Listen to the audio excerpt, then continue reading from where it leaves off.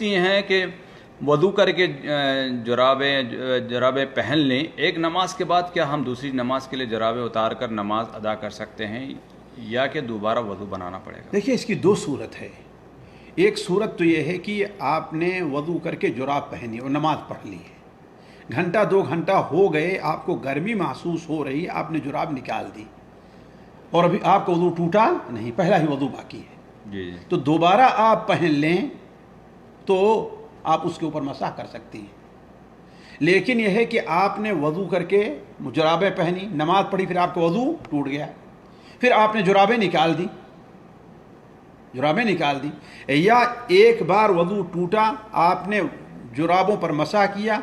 پھر اس کے بعد آپ نے جراب نکال دی ہے،